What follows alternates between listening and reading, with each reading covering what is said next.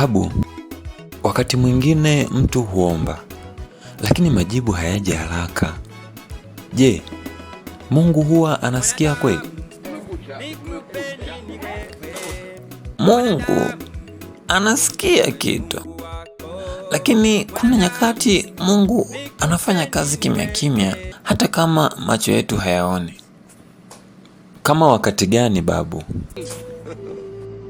Hebu fikiria ile hadithi ya Yusufu. Alitupwa kwenye kisima na ndugu zake, akauzwa utumwani, kisha akafungwa gerezani bila kosa. Kwa miaka mingi maisha yake yalikuwa giza. Hapo inaonekana kama Mungu alimwacha, si ndio babu?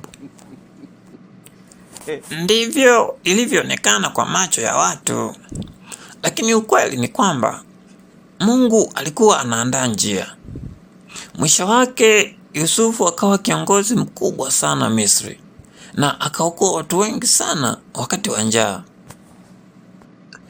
Kwa hiyo babu, unataka kuniambia kwamba hata kama mambo yakiwa yanaonekana ni mabaya, Mungu anakuwa bado ana mpango?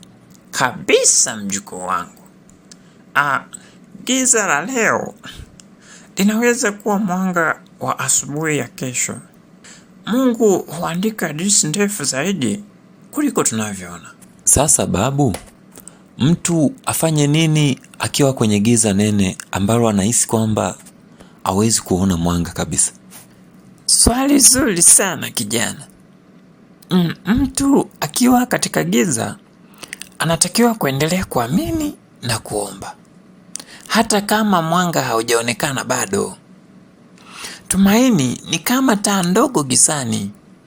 Inaweza isiangaze mbali sana, lakini inatosha kukuongoza hatua inayofuata. Funzo ni hili: usikate tamaa wakati wa giza. Mara nyingi Mungu hufanya kazi kubwa zaidi wakati ambapo hatuoni chochote. Ukimtumainia Mungu, hubadilisha mwisho wa hadithi yako kabisa. Babu, una madini sana. Leo umenipa somo la maisha. Nashukuru sana babu. Lakini usinichoke. Kesho nitakuja tena, kwa sababu nina maswali mengi sana. Natamani kumjua Mungu zaidi. Wakati wowote nakukaribisha mjukuu wangu. Uwe na siku njema.